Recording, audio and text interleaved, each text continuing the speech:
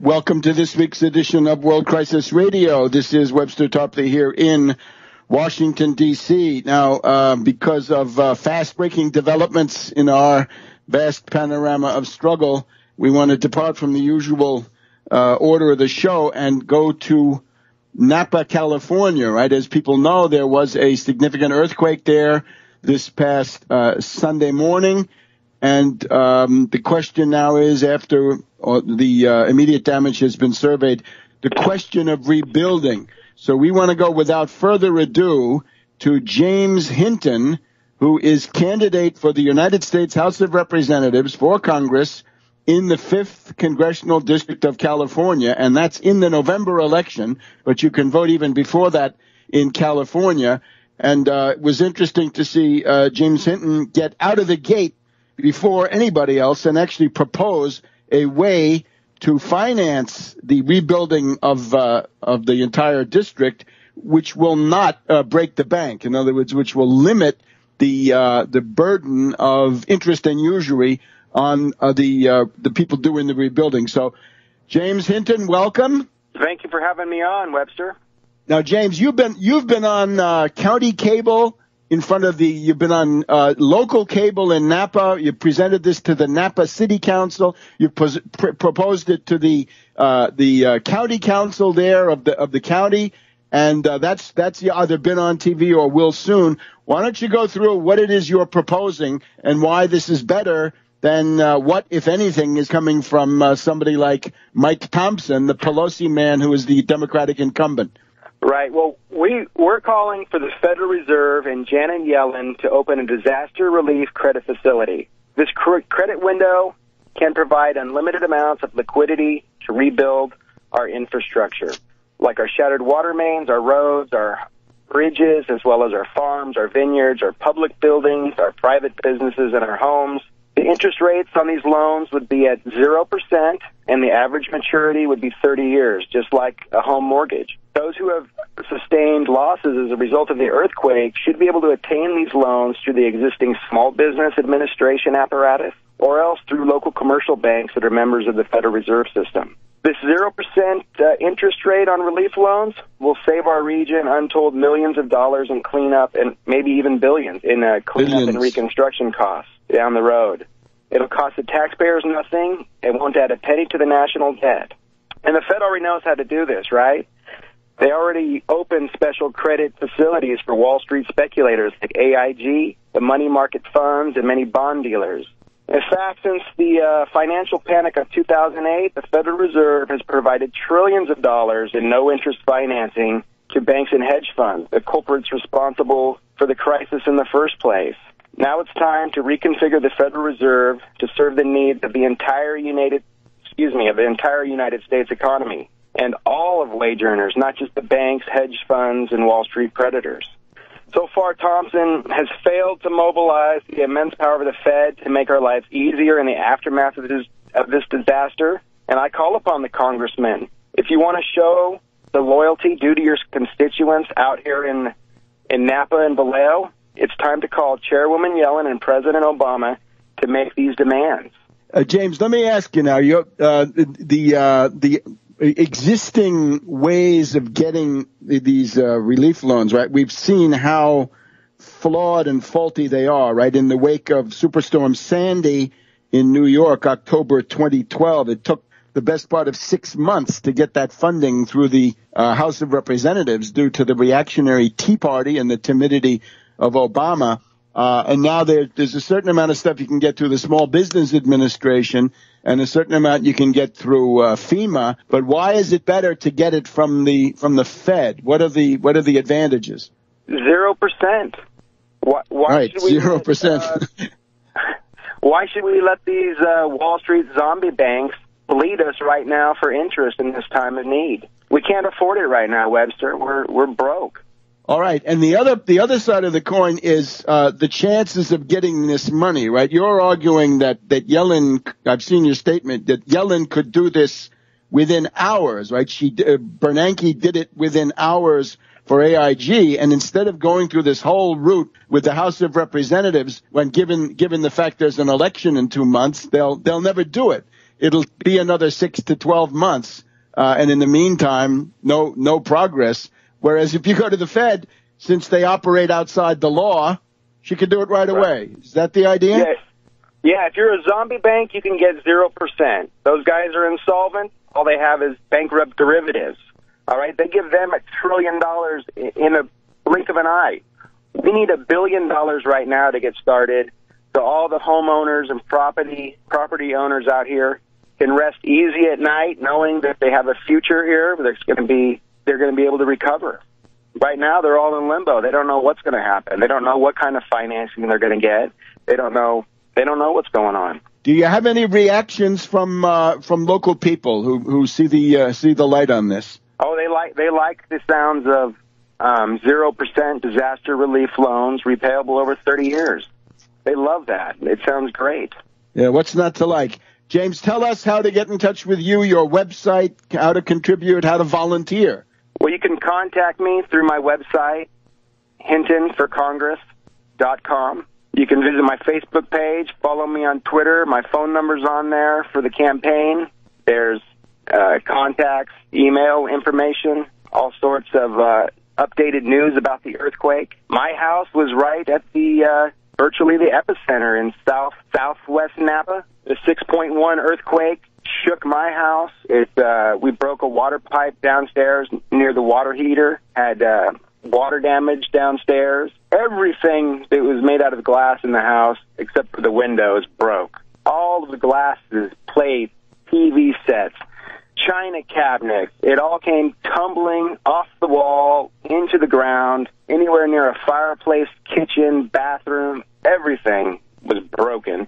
The whole town has just come down into crumbles downtown. Many places are struggling, so we're going to be on top with all the updated news about what's going on with FEMA support and all the alternatives.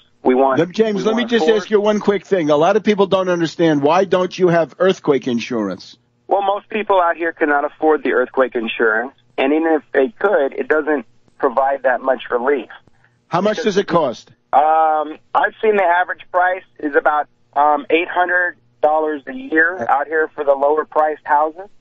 And the write-off, the deductible is how much? It's 15% of the value of your home. So if you have a home at $400,000, you'd have to pay the first $60,000 for the damages. Okay, I think everybody can see why that is impossible for most people. All right, so you're in the thick of the election campaign. Where will people be able to see you this weekend and maybe looking forward? I know you've got an intervention in September already coming up. Right. We're going to be at the Sebastopol Farmers Market this Sunday. If you want to come out and meet me and check out the platform, we'll be out at the Sebastopol Farmers Market this Sunday morning. Okay. And then you've got another intervention with students in September? Correct. There's going to be on September 15th in Santa Rosa, the League of Women Voters is hosting a public forum for the upcoming election, but I have not been invited yet. And I'm encouraging them to invite me and Mr. Thompson so we can come down there and address the public.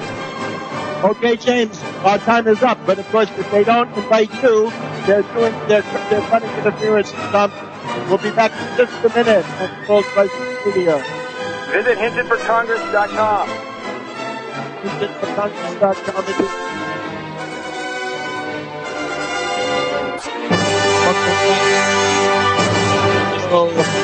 This is Webster Tarpley in Washington, D.C.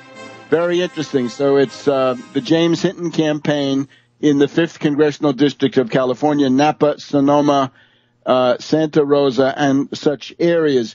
You have a concrete alternative to the bankruptcy of the reactionary Republicans and the Wall Street Democrats. So make good use of that occasion.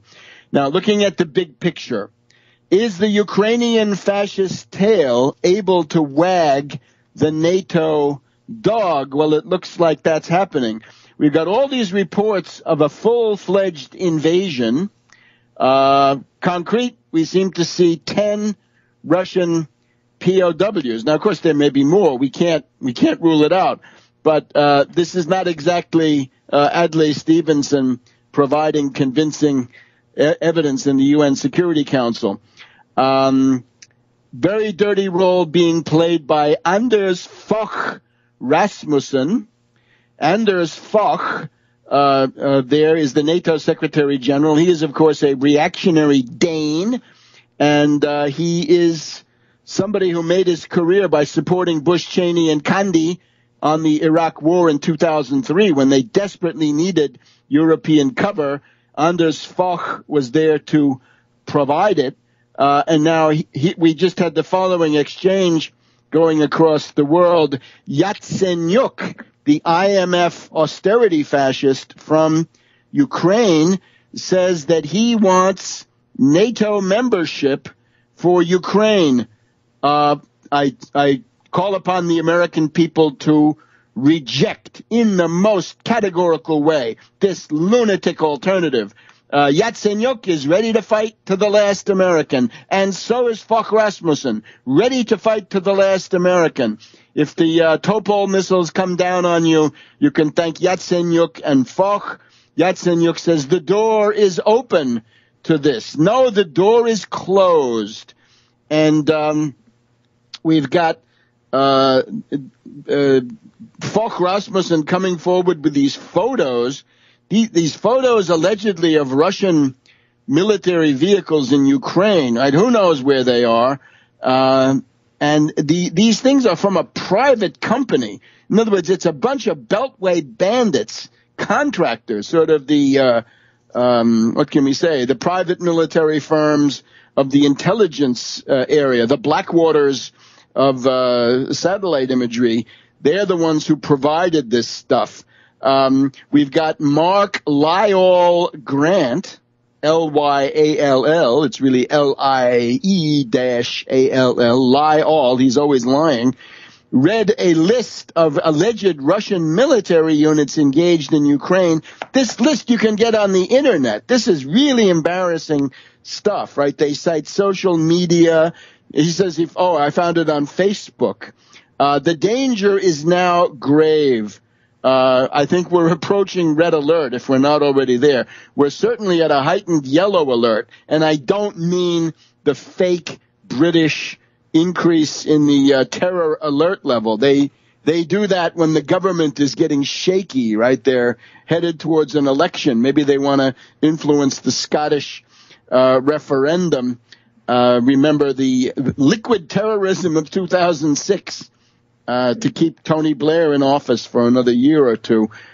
In this case, Obama is going to the Baltic states next week. That is to Estonia.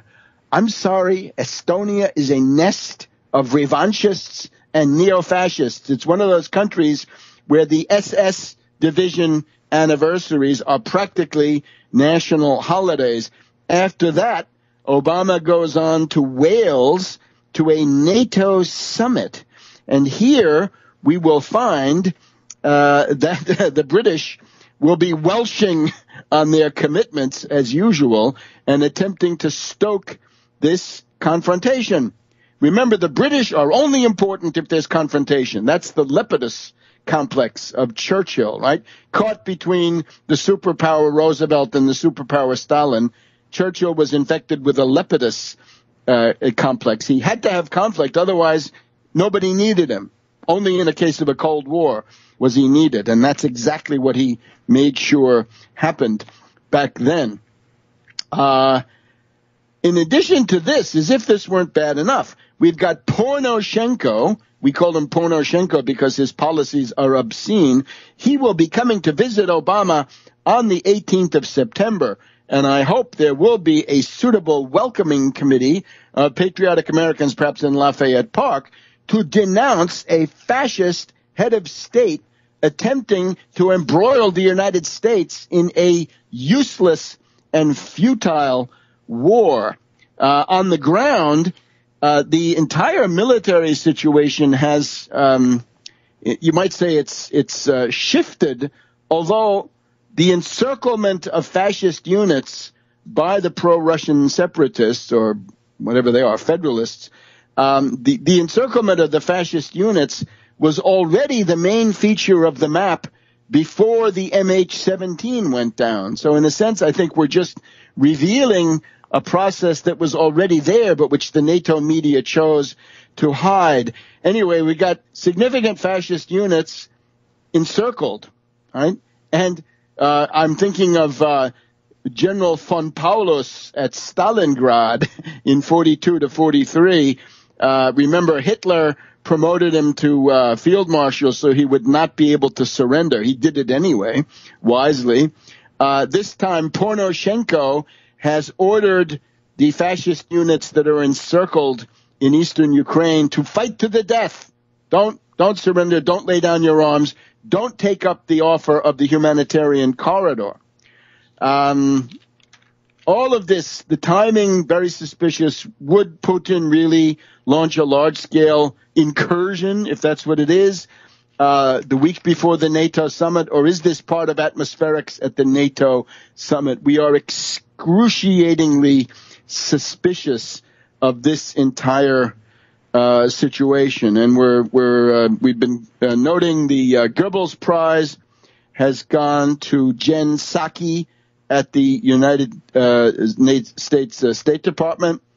The Mad Dogs in Striped Pants, she's the front woman for them, and she gets the Goebbels Prize with Berchtold Palm, because this is also lying in public, whereas the Goebbels Prize has also been awarded to, let's see, the Goebbels Prize is what she got.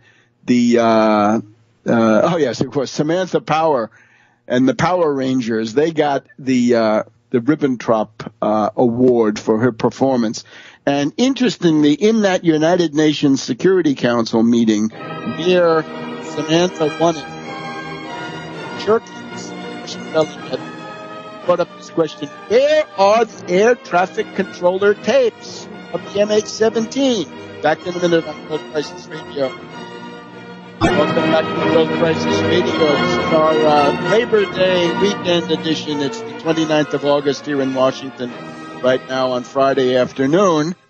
So we've attempted to sketch the Ukraine situation. We're actually told that the governments of Australia, the Netherlands, and Belgium are insisting that the contents of the black boxes and also the air traffic controller tapes be kept secret. Why? As Churkin says, hey, Samantha, you're talking transparency. Well, where's all of this material? Could it be you're suppressing it because it negates your NATO narrative that you always refer to through innuendo, blaming the Russian side for the MH17? No way. So we have to assume that there's a strong element of New Sarajevo provocation in here. And remember this Mark Lyall Grant, unbelievable impudence from this representative of Perfide Albion. He actually had the gall to repeat the fable of the 23 Russian armored personnel carriers supposedly entering Ukraine on August 15th, a special stealth column, stealth that only British prostitutes had the secret of penetrating it and seeing it, because to everybody else it was invisible. So also to point out the role of a Lithuanian war harridan in the Security Council. The Russian proposal was very straightforward. Immediate unconditional ceasefire, stop the killing. Oh no, said the Lithuanian war harridan. Give us a little time. We got to attach some killer amendments to that. Well, we get the idea. Now, Moalem of Syria, I think a person of great dignity, proposed this week to the United States. He said essentially that Syria is ready and willing to cooperate with all states, all governments against ISIS terrorism. At the same time, Syria demands that there be coordination, right? That it's not a, solo intervention. You can't just start bombing Syria. You can't just start sending U-2s and so forth. You've got to coordinate, right? What I've been saying the whole time. Coordinate with Assad. Remember, any national state, with a couple of exceptions, Qatar maybe, Israel, whatever, anybody can be your ally, potentially, against these non-state actors, right? The forces of chaos, the CIA secret armies. Now, I'm saying the only way to do this, if you really think that ISIS is the end of the world, you've got to ally with Assad. You shouldn't have wasted all that time on Maliki. You should have been bombing.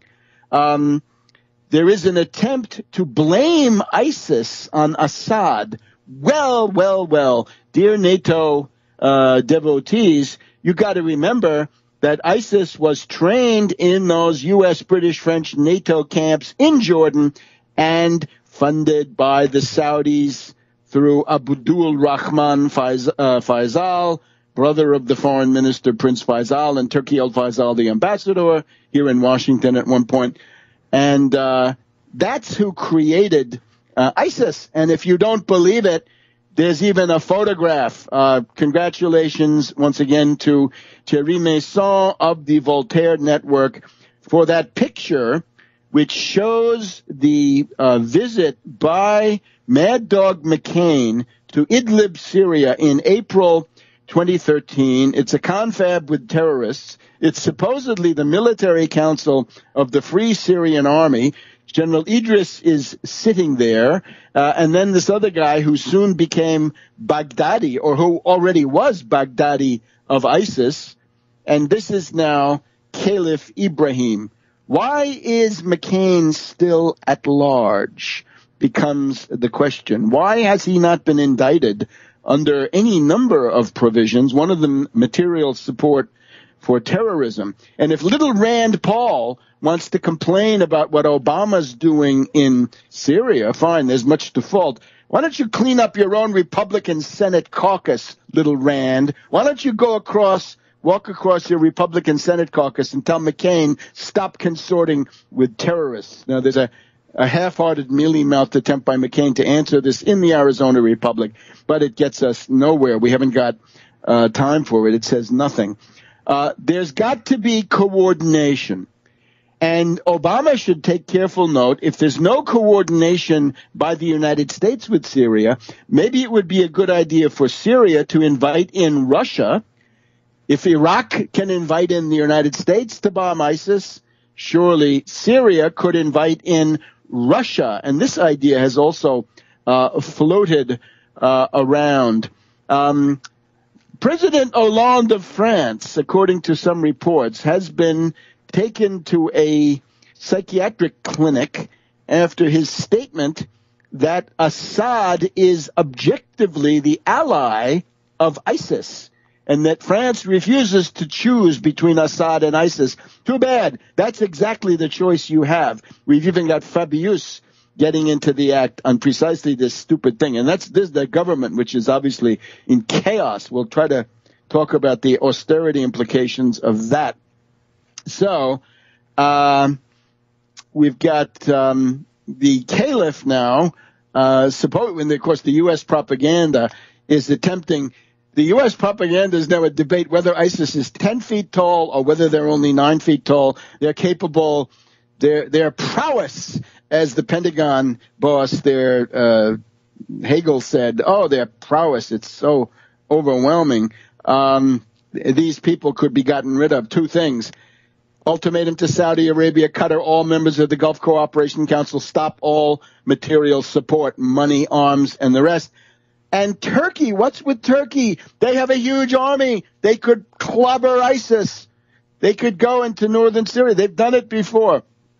Go in there, clobber ISIS. Close that border at the very least. Erdogan, sorry, they don't like to do it. So, interestingly enough, we've also got in Libya, jets from Egypt and the United Arab Emirates have bombed Ansar al-Sharia. Now, Ansar al-Sharia is the group that killed Ambassador Stevens. This is Kumu. Remember Kumu, the Guantanamo Bay graduate, right? They're the ones who actually did the killing, not this little schmuck that they arrested.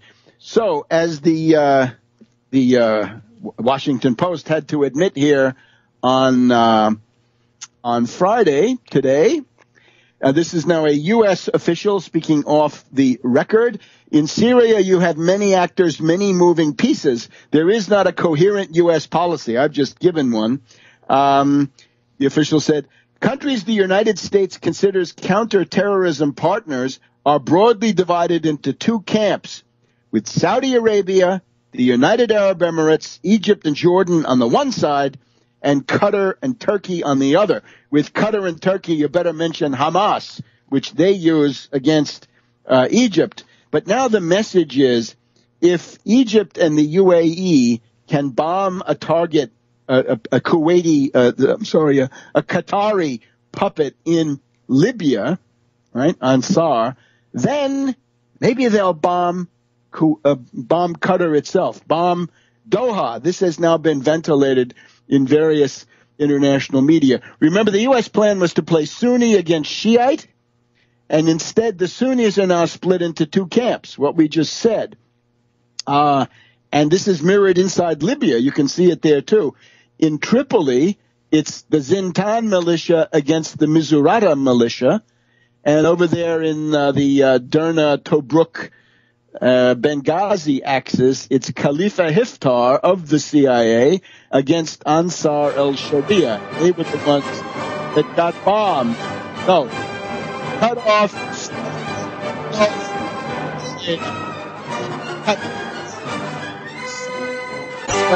Radio. Now, since it's a holiday weekend, we want to expand our historical part. We've still got a number of interviews coming up from the struggle fronts. But let's at least begin to trace out some of the historical analysis. This weekend, we got an anniversaries of two things.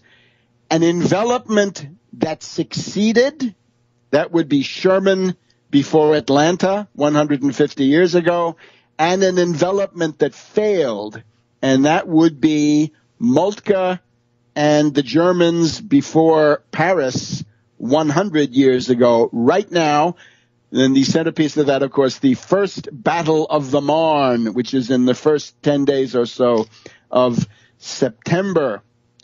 Now let's look at the German situation 100 years ago. Remember, this was a war of encirclement and of annihilation. Edward VII had set up this situation where Germany had to face France, Russia, Italy in the south, Serbia in the south, and quite possibly Denmark in the north, although that didn't pan out. Edward VII tried. Don't fold him. He tried everything. So obviously Schlieffen, back in 1905 or so, had been studying the Battle of Cannae in the ancient world, Hannibal's defeat of the Romans, and developed the Schlieffen plan. What does it mean? It's a plan, and when we say left and right, we're talking from the German point of view, right? Looking at it from inside Germany.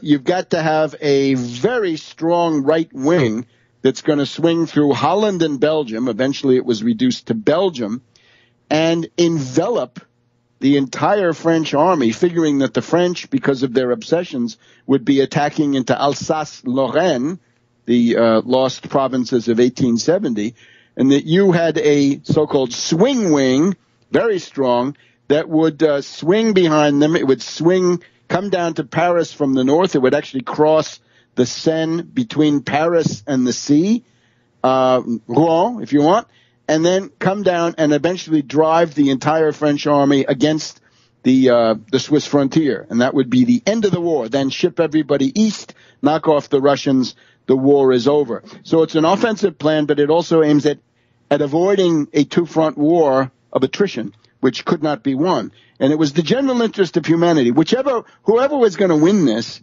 it's better if it's quick, right?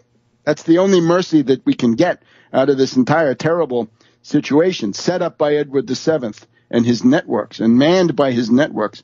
So instead we have Moltke. Moltke is a weak, vacillating commander, and unfortunately he's an occultist. He's somebody who thinks he can talk to the spirit world. And later on, no less an authority than von Ludendorff. Ludendorff, the secret dictator of Germany during the last couple of years of the war, and always the brains behind Hindenburg.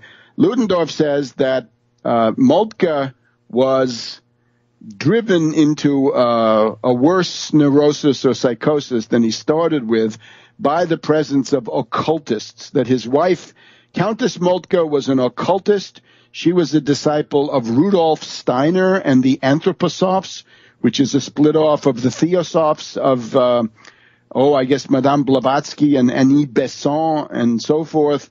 And the entire area reeks of the British Occult Bureau, right? Serious research would have to get involved with this. So not only the Countess, but also her friend, this Lisbeth Zeidler, the Sibyl of the armies, right? So they were there to give Moltke contact with the spirit world, all telling him that he was defeated. So what did he do wrong? He did everything wrong.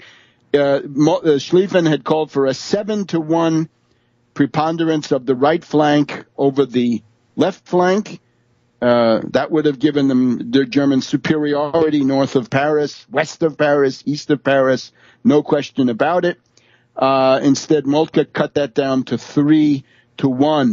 The other thing that he did wrong was the Schlieffen plan said if the French want to attack Alsace-Lorraine, encourage them to do it. Lure them as far as possible into Germany, because that will essentially take them out of the decisive fight that will develop around Paris about 35, 36, 37 days into the mobilization. And instead, there were these stupid oligarchs, one the Bavarian crown prince, Ruprecht, who said, no, that's not glorious enough for me. I can't have that. I can't let those Prussians win the war. We Wittelsbacher, right, famous for crazy King Ludwig, right, trying to live down the fact that his relatives were ripe for the loony bin. He said, no, we've got to attack the French, drive them back into their fortifications, and indeed attack them in their fortifications on this famous line between Toul, Epinal, Belfort, right? And of course, they were able to defeat the French, a couple 100,000 French casualties, but then when they attacked those French fortifications, they also suffered on the German side, a couple 100,000 casualties. The other thing about Moltke, he's very fearful. He's got this intelligence officer, Hentsch. We'll hear a lot about him. Hentsch. And Hentsch is telling you, the British are going to land in Belgium. Oh, my gosh, they're going to land Russians on the Pomerania, right? God knows. And Moltke is essentially sitting there and fretting and fidgeting, the mark of an incompetent, weak commander, whatever the cause, right? The other thing he does is he's getting these telephone calls from East Prussia. Oh, my God, the Russians are stomping on sacred German land. Send 2 Corps immediately. So he takes 2 Corps out of the right wing. So instead of 3-1, it's down to 2-1, right? So that's not enough. And he's worried about Belgium. He sends forces to Belgium. The 7th Army should have been sent immediately to Paris, and so forth. And what it meant then was when they got near Paris, von Kluck, who was a capable general, a competent fighting general, sees that he doesn't have the numbers and the strength to go west of Paris. He's got to go east of Paris. Another important point is that according to the Triple Alliance, Italy was supposed to provide 12 Italian divisions on the Upper Rhine, and they were going to come from northern Italy to Verona, up the Brenner, across southern Germany, and then into the German line, and that would have been 3 Corps, right? So you lose 2 Corps here, 3 Corps there, a division here, a division there. It begins to add up, and of course, the fact that the Bavarians want to attack the French means that Joffre, Joffre, the French commander, has the ability then to shift forces from his defeated right wing to his left wing, in other words, too close to Paris, and he's able to create a new jury-rigged army, jury-rigged but ad hoc, right? And this is the 6th Army. This is the one with the taxis of the Marne, right? Gallieni, the governor of Paris, sends out the reinforcements with taxis, And this may not have been logistically very significant, but as a public relations and mobilization stunt, it's extremely effective. All right. So now we're getting to the 5th, the 6th, the 7th of September. And what you see, you take a look at any map about this, right? I should have urged you to get a map at the beginning. On the 5th of September, you can see that the French armies and the English British Expeditionary Force are reeling. They've been reeling for two weeks. Nothing but defeat. Coming down from Belgium, driven. They're south of the Marne. They're practically on the Seine, right? And what's going to happen? Well, the 6th Army then of Monoury appears out of Paris, and this is then a threat to the extreme right wing of the Germans. So what happens is that von Kluck, again, a very capable, active, energetic general, sees the danger, and he turns his army on its own axis and faces towards the west. He faces towards Paris, and he fights off and routs the 6th Army.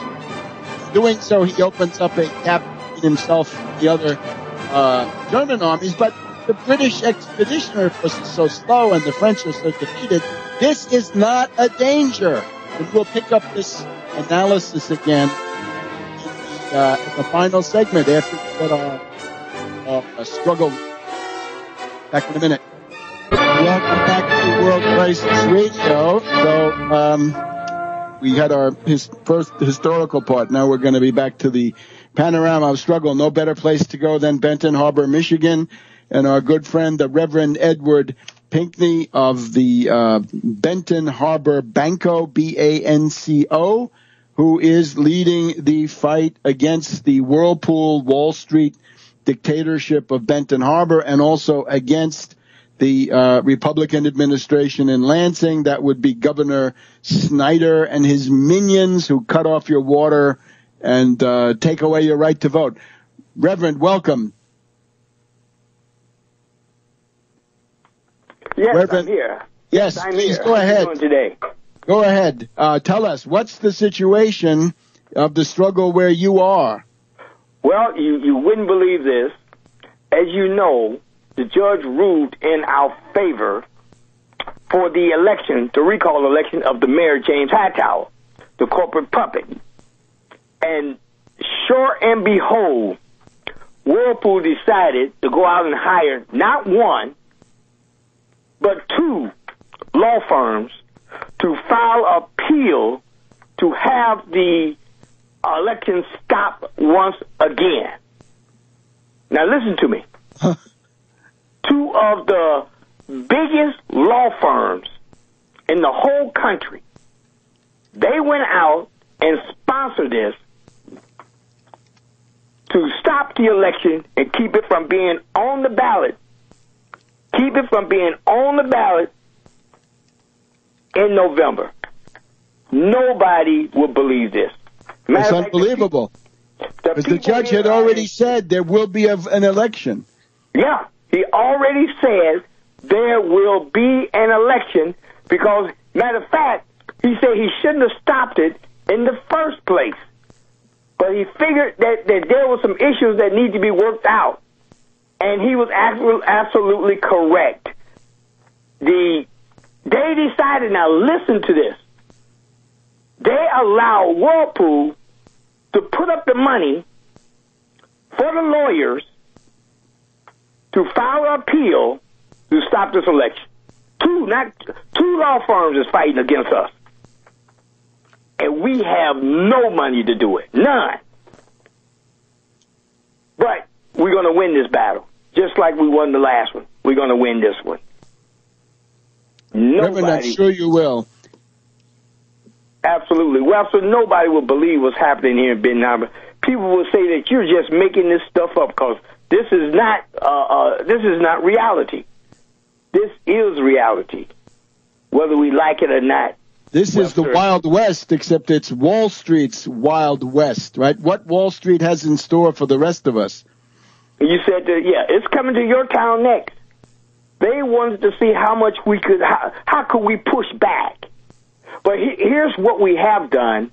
Thursday, September the 4th, we will be at the Capitol in Lansing, Michigan, for a hearing for the clerk, the county clerk, Sharon Tyler. We're recalling her. And the language have to be approved before we start circulating the petitions.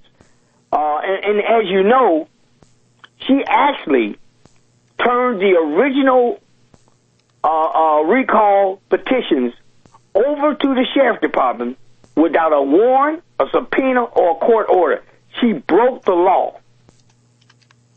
And on Thursday, I was at the city at the Barron County commissioner meeting, and the sheriff was there, and I had to tell him that his department had dirty hands. I said, your hands are dirty. Not only dirty, they muddy, and you should be ashamed of yourself. It was something, Webster. It was something. Nobody would believe what's happening here in the city of Benton Harbor. Fascism is here, whether we like it or not.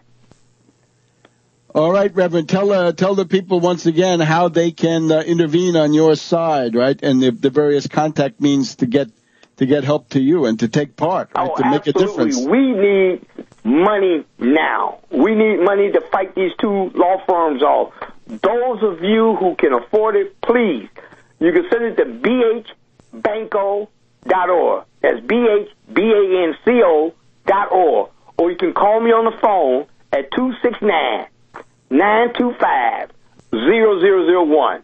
That's 269-925-0001. And those of you who live in Lansing, September the 4th, next Thursday, at 10 a.m., room 426 at the Capitol, where Snyder is located, we're going to have a hearing. And we need everybody to come out and support us, because they're definitely going to have their people there. So we need our people to show up and show out. That's great. So, and again, your candidate, right? Assuming that there's going to be a vote, we got to remind people who they should vote for, right? Shouldn't people be sending in their absentee ballots anyway? Assuming that they won't be able to send any absentee ballot in until after September the 8th. That's when the appeal court should be making a ruling. Okay. So that's a week from Monday. Okay, so hold your fire until then. Let me ask you another one. Suppose we've got out there in radio land, we've got a pro bono lawyer who wants to come in and volunteer to help you. Can we accommodate somebody like this? Contact me at 269-925-0001. We need them. We need pro bono lawyers, because we have no money to hire a lawyer. I'm thinking, if somebody from Europe, right, if some European influential, there are some who listen, wanted to stop by and, introduce themselves to the judge as observers, that might also help too, right? Human rights observers go all over the world. Why not Benton Harbor? Absolutely. We need them here, especially for my trial, October the 27th in Barron County. We need them here because they're going to be doing everything within their power to convict me. They might taint the jury. We don't know what they might do, but they want to get rid of me at all costs. It's just a miracle they have not murdered me. I believe when they came with the SWAT team to my home that their intention was to murder me. I don't believe they came to arrest me, not with a SWAT team. I say no. So very dramatic. And how are people holding up? How are the troops faring? Well, our organization is being strong. We understand what we're into. We understand the fight, and we know that we have to continue to fight. When we stop fighting is another weapon that they will be using against us. And that's why it's so important that we get the word out to the people and tell them exactly what happened. People have to come here and see it for themselves. Nobody would believe what's happening here. I don't even believe. Even the people in Detroit who have the emergency manager do not believe what's happening here in the city of Benton Harbor. So you are, in effect, the model of the company town for the 21st century, according to Wall Street. And Michigan is in some ways a model for the, Snyder is up for re-election. What does that look like? Well, here's something that we're talking about now. We're planning on defeating Snyder. Like I told them, I plan to volunteer my time to do whatever necessary to help defeat this man, because we can win. Right now, it's almost a dead heat. Uh-huh. I was shocked to see it when they told me, I got a call this morning. The guy said, well, we out canvassing, we're going to canvass, and we need your help. He asked for my help. He said, we need your help. And I said, wow. He said, we heard all about you, and we know that you're a hard worker, and we're asking for your help, you and your group. I told him. All right. Reverend, you're a great voice and a great cause. Come back next week. Give us another update. I will be back next week, and thank you so much. And this is unbelievable. This is absolutely unbelievable fascism in a company town. Back in a minute on World Crisis Radio. All right. Thanks again.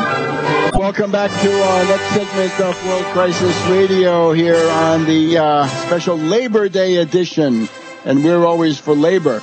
Now, we're honored to welcome the United States Senate candidate from Nebraska, that's Dan Berdoff, who is fresh from winning, hands down. He's the victor in the Nebraska Senate debate held at the Nebraska State Fair under the auspices of the Cattlemen and the Rural Radio Network. And he defeated not just the Democratic candidate, but above all, Ben Sasse, the golden boy of the Republican Party and the Tea Party, who is, by some accounts, groomed to be the next president of the United States. That's at least what Sasse has been saying for quite a while. So, Dan, welcome. Thank you very much, Webster. Thank you very much. Tell us, I live tweeted everything there, but you give us your impressions of that debate. That was an epic achievement. Congratulations. Well, thank you very much, Webster. I really appreciate it. As you said, I debated candidate Ben Sasse and Democratic candidate Dave Domina in the Nebraska Senate debate in the Nebraska State Fair. That was August 25th, and you can find reports of that online. I was able to challenge Mr. Sasse on his vast campaign contributions from the Senate Conservatives Fund and political action committees headquartered on the East and West Coasts. And this was a great embarrassment to Mr. Sasse, and because he's campaigned as being a native son of Nebraska, but his campaign contributions show differently.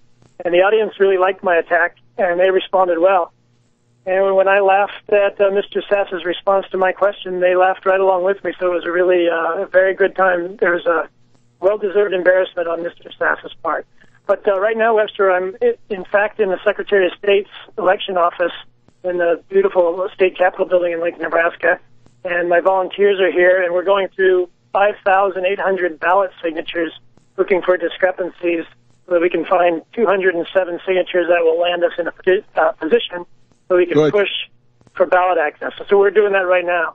And we're fighting for this campaign and for the Tax Wall Street Party over qualifications for ballot access. And like I mentioned, we're still consulting with legal experts and ballot experts to see what avenues we might pursue and to make sure that our rights are held up. And we're considering what a write-in campaign might look like. I'm getting pressure from my supporters to continue my campaign, to consider a write-in campaign, but that will take resources, of course. So I'd like to welcome your listeners to go to danfornebraska.com, support my efforts. And I'd also ask your listeners to not listen to the naysayers and the negative Nancys that report that we aren't having a positive effect on this election cycle or on the broader struggle for economic recovery in America, and even indeed the world.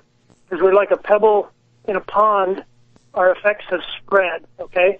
Especially over the last few weeks, our influence on this contest has never been stronger, and it stands to keep growing. So we don't pay attention to negative comments on social media and message boards. We remain strong. We remain the strong front in a nationwide effort against austerity, and we're proud of that in Nebraska. But regarding my debate this past Monday, I used my questions to twice talk about the importance of the Ex-Im Bank for companies in Nebraska. You your listeners probably know that the Ex-Im Bank is a public resource for U.S. manufacturers and farmers, and the bank creates and sustains jobs in the U.S. by making loan guarantees on behalf of U.S. businesses. So this is an important resource for agricultural producers as well as manufacturers in Nebraska. And although the debate focused on agricultural issues, I was the only candidate in the debate to move the discussion to world affairs by pointing out our aggressive military posture and how it adds to the national debt. The U.S. is now involved militarily in 160 countries around the world, and that has to be reconsidered and reevaluated.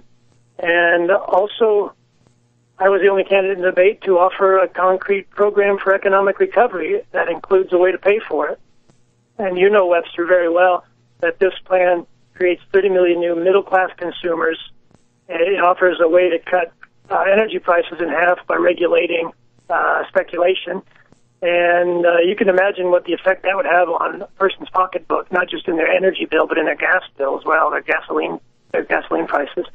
So these important victories in that debate established me as a reasonable voice in Nebraska. And I spoke about how the economic birthrights of Americans must be restored, and that includes the rights to the rural producers, the farmers and the ranchers that I was speaking to. They have a right to access fair markets for what they produce. I called for programs to create new jobs, such as rebuilding the nation's infrastructure. I introduced the idea of cutting energy costs in half, like I mentioned before, and regulating speculation in the market. I talked about lowering healthcare costs with Medicare for all. I also brought up removing the age requirement for Medicare accessibility and opening up affordable care to all citizens. We can pay for that expansion to Medicare with a tax on Wall Street transactions. That would also go a long way in securing the nation's social safety net. And I was pleased that I could speak on immigration and point out that immigrants will be needed to help fill jobs that could be created under our plan to improve the economy. So this debate adds to the victories that we've had in the last month in our campaign.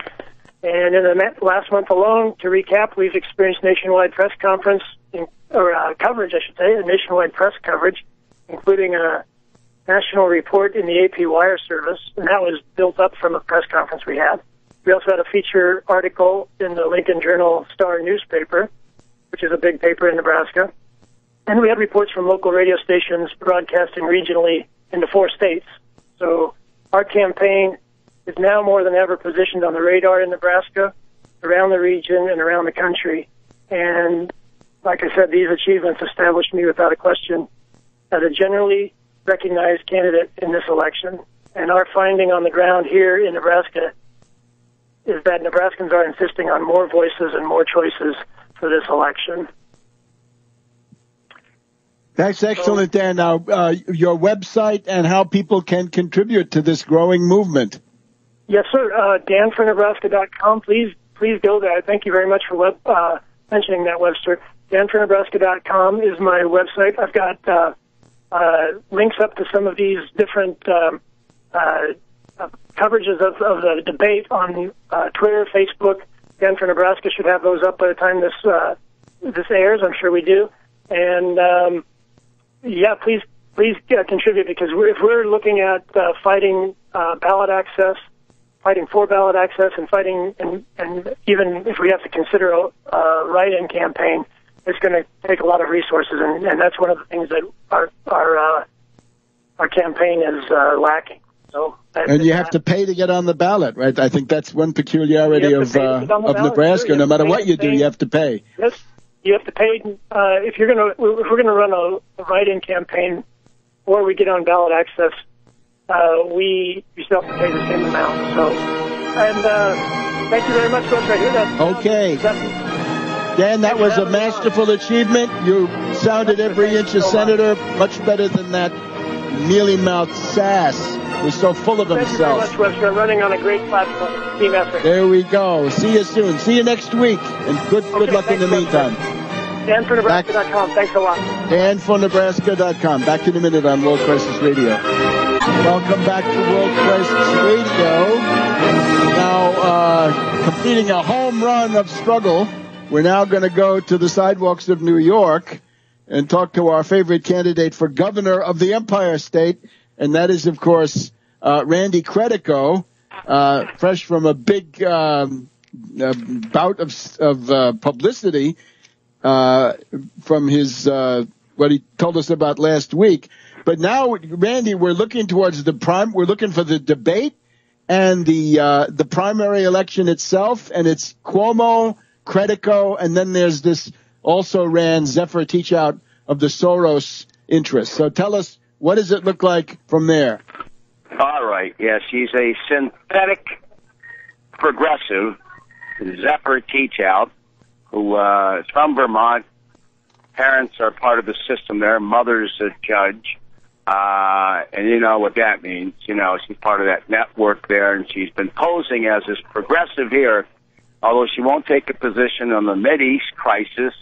She won't rule out supporting Andrew Cuomo when she loses the primary. So she is basking in a little bit of 15-minute fame here, and it's really pathetic to watch her, not talking about issues. She keeps bringing up this thing with the Moreland Commission, which, it's not that big a deal. I'm not a big fan. The prosecutors, U.S. prosecutors, they can indict anybody.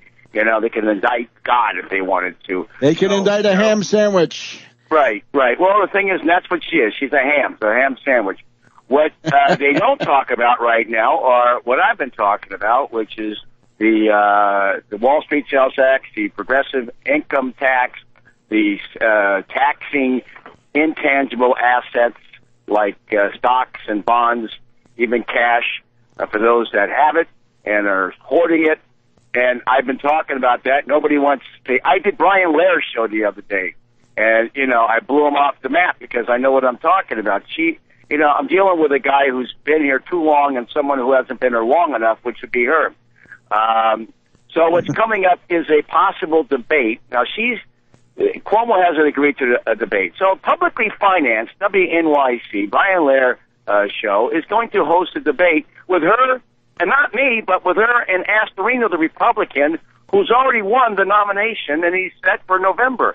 Instead of having a square off between her and me prior to the debate, the primary on the 9th, they think, and have an empty chair for Cuomo, they're deciding with public funds, as you know. Outrageous. NYC. Randy, how can they justify? What is the argument for that? How can they justify it? I have no idea, but, I complained about it. One thing they did is they gave me a nice 15-minute spot the other day so I could talk about issues rather than being bogged down with this non-Watergate kind of scandal that's going on, not going anywhere. It's a Schumer prosecutor here by the name of Preet Bharara, right? He's the one that is going after him, or he made some comments because he loves publicity like Schumer, and he's one of Schumer's Jim Jones type of Kool-Aid drinkers. So that's a internal dispute, hatred between Cuomo and Schumer, and he got his hitman to scare him a little bit. That's what that's all about, all right? The real issues are, what are we going to do to put 65% black youth back to work, or to work, to save our public schools from the encroachment from the charter industry, the hedge fund industry that controls the charter industry, school industry. What are we going to do to tax Wall Street and relieve all of these scams with Lotto? It's like they rake in $10 billion a year by hoodwinking poor people in areas of color to play these outrageous Lotto games. The mob would blush at the kind of odds that they are given.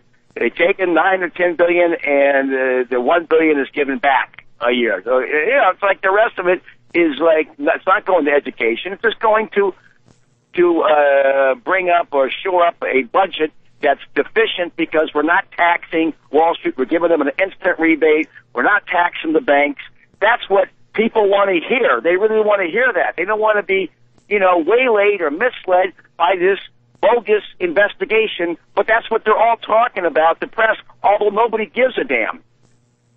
And that is Cuomo's anti-crime commission, which he himself dissolved, right? A lot of people are concerned about, if they're going to be concerned about non-economic things, I've noticed just up and down the state that people, and look, this somebody gave me a book of yours. It was the 9/11 terror. 9/11 synthetic terror. Yeah. And I got to tell you, a lot of people on the street, that's something I get 1 out of 6 people want to have that I talk to bring that up. You're going to call for an investigation. Well, look, I don't know what happened that day. I don't know. I hear about these architects and building specialists and all of that.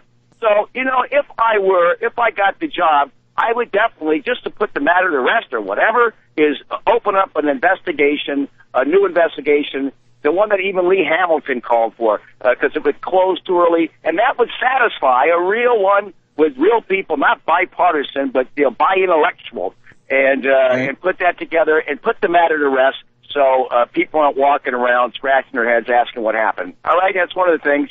How about the name of Lionel? Lionel, you may know him. He's from WPIX here. He was talking about Absolutely. It today. Yeah, so he's a big fan of yours. He listens to you repeatedly. You need to have him on the show, man. He's a very smart guy. Great. I'll get him. Thank you. This is the guy who said there was no weapons of mass destruction in Iraq, not even a can of Raid. Right. That's what he said. That's true. It's not nothing. Did he say that? That's funny. That was funny. He's got a good sense of humor. He's brilliant. The guy is brilliant, So we listen to your show, and make sure you get him on there because he's such a great guest. And I hope, and he's endorsed me. Yeah, he's like calling out. He's screaming, "Why am I not part of the debate?" Because they don't want to talk about what the problem is in this state and the rest of the country, and that is the maldistribution of wealth, the concentration of wealth.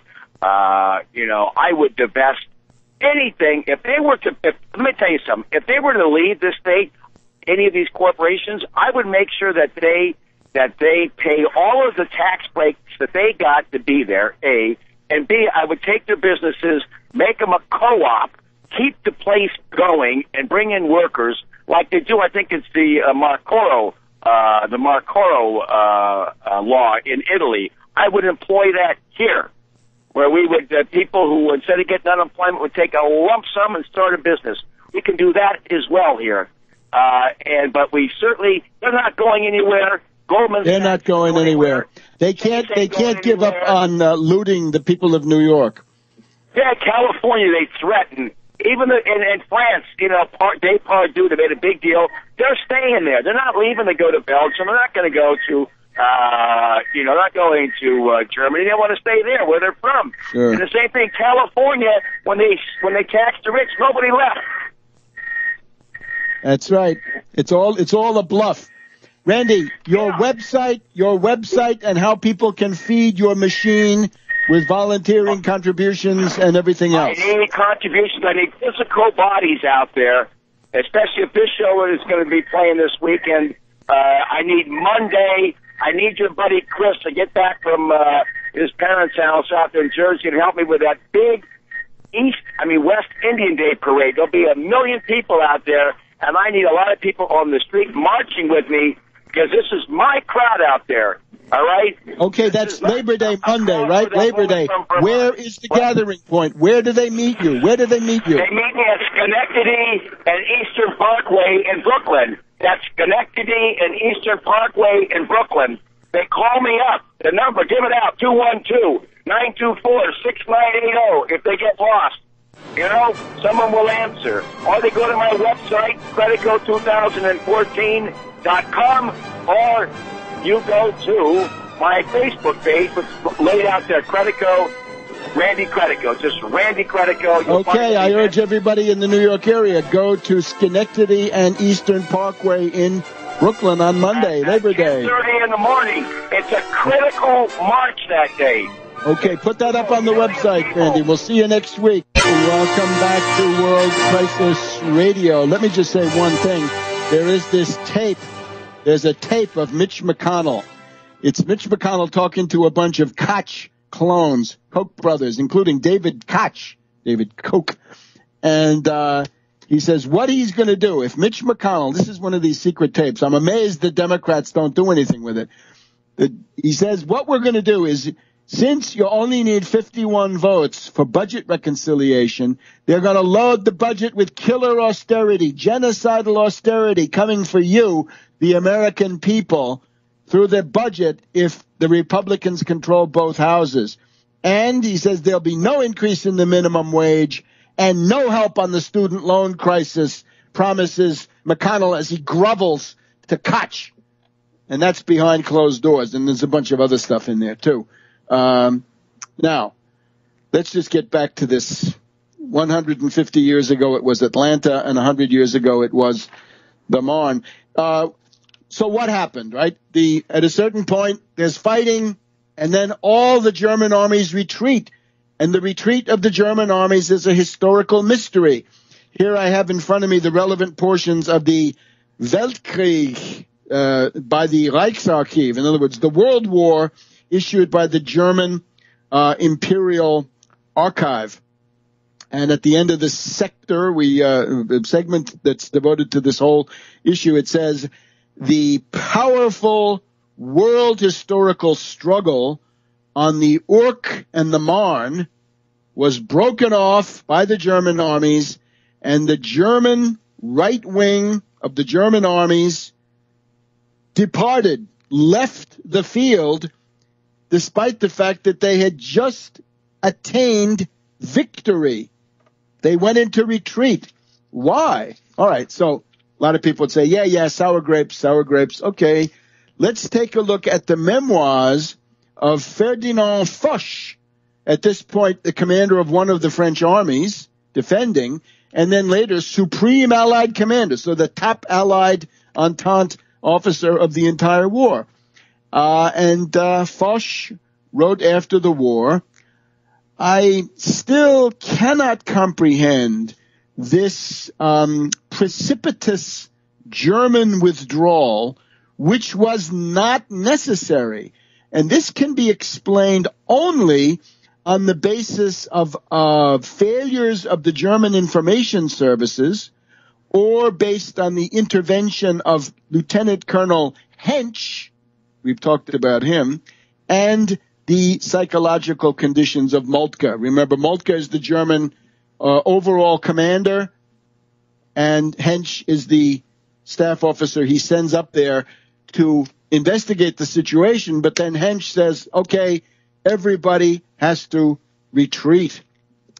Now, this is from an interesting Italian pamphlet. The Italian pamphlet, Chi vinse alla Marna, 1940.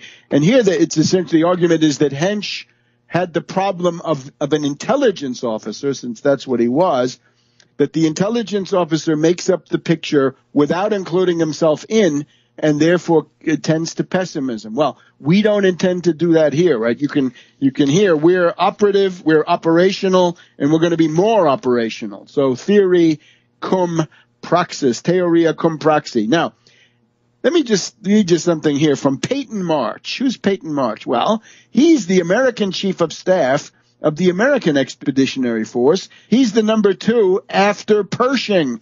So Blackjack Pershing, very dubious character, Wall Street's favorite general. Here's Peyton March, who has some frictions with Pershing, and therefore maybe can tell us a couple of things. Let's just see how much of this we can get in. The German chief of staff was von Moltke. He was a weak and vacillating commander, not in good health. As the gigantic turning movement gathered momentum and passed from success to success, driving the French and the British back on Paris, he began to weaken and make changes in the original Schlieffen plan. Despite the fact that he sent the 2 Corps east, Hindenburg and Ludendorff defeated the Russians at the Battle of Tannenberg. That was 100 years ago this week. And nevertheless, Moltke failed to reinforce the right wing, and then as he began to lose his nerve, going back to quoting General March, to cap the climax of his follies, Moltke, he sent a perfectly unknown lieutenant colonel of his general staff, Hentsch by name, who intervened in the battle, giving orders far exceeding his authority, which seemed to have been obeyed without question by generals commanding the armies. No such thing could have happened under the Hindenburg-Ludendorff regime when they took charge of these things. So he proposes He says, if the Allies are erecting monuments to obscure persons whose actions influenced the great struggle, I would nominate for the Hall of Fame this unknown Lieutenant Colonel Hentsch, who did as much to lose the first Battle of the Marne for Germany as any other single man. Von Moltke, finding that things were not going well on the right wing, which he had failed to reinforce, sent Hentsch to straighten things out. Hentsch found a gap that had opened between the Second and First Armies, and in agreement with the commanding general, authorized the Second Army to retreat. He then proceeded to the First Army on the extreme right and ordered it to fall back. And he was obeyed, although the First Army was actually engaged in a successful battle at that moment. It is useless to theorize about such stupidity. The god of battles was not on the side of the Allies. And then Hentsch goes down the line, 1, 2, 3, 4, 5 armies. The German army commanders obeyed these orders like sheep, although the orders were impromptu, verbal, and generally given only to a general staff officer of the army and not to the general himself. You get it. So that's the Battle of the Marne. Now, what was the problem? The thing is, you're going to see that when you get a successful envelopment of an enemy strongpoint, a capital or important city, you're going to find that the military unit that's out on the far flank is going to be in trouble. This goes for Sheridan at Five Forks during the last days of Richmond, when he gets out there and Pickett tries to outflank him. But I'd like, because of the anniversary, Atlanta, and that is the Battle of Atlanta. It's 100 years ago, 150 years ago, that Sherman undertook this sweeping flanking envelopment that took him down to Jonesboro, I believe, south of Atlanta, cut the railroad, and the capture of Atlanta on September 1st, September 2nd, the burning of Atlanta September 2nd, Gone with the Wind, and all that. But here's the idea. Sherman, this is now on the 21st, 22nd of July. Sherman flung his coils close around the city. Hood watched for a chance to strike, Confederate commander, and saw it in the position of McPherson's line, which ended in the air at a bald hill. This is von Kluck. On the night of the 21st, he sent Hardee's corps by a circuit out of the entrenchments to attack the rear of McPherson's position between the Bald Hill and Decatur, breaking the Union line. The rebels ranked in the dark with a rushing attack. They got into the rear of Blair's 17th Corps, which had entrenched facing the city. Now, this is the part. By all the rules, Blair was lost. But these were Grant's own veterans of the West and panic-proof. They jumped over the parapets of their trenches and fought from the other side with a constancy wonderful to behold. And then it goes on. Hood had brought Cheatham down from the fortifications and flung his corps straight against the hard-pressed 17th Corps, Blair, on its old front, which had become its rear to face Hardee, against Schofield also, and against Logan's 15th Corps on the other end. Blair's men had to leap back over their barricades to face Cheatham. They held like rocks, but it was touch and go when Cheatham got through, and Sherman comes in. Sherman in person saved the day, that fidgeting, eccentric man who became cool as a cucumber when the guns began to shoot. So he organizes a counterattack. Cheatham broke, Hardee broke. The Confederates went tumbling back with 8,000 lost, and that was the Battle of Atlanta. So take a look at a map. You can find this in Fletcher Pratt, Morning Star chapter, The Fall of Atlanta. Imagine Blair his front is to the west, then it's to the east, and then it's to the west again. And that's really what von Kluck did. So the difference is that Sherman is a great general and Moltke is a failure. They should have studied what those armed mobs were doing in North America. Some of them did, but not Moltke. And we'll see you again next week. Happy Labor Day. Let's have labor. Remember, if you have an 8-hour day, you can thank the labor unions and labor struggle. See you next week.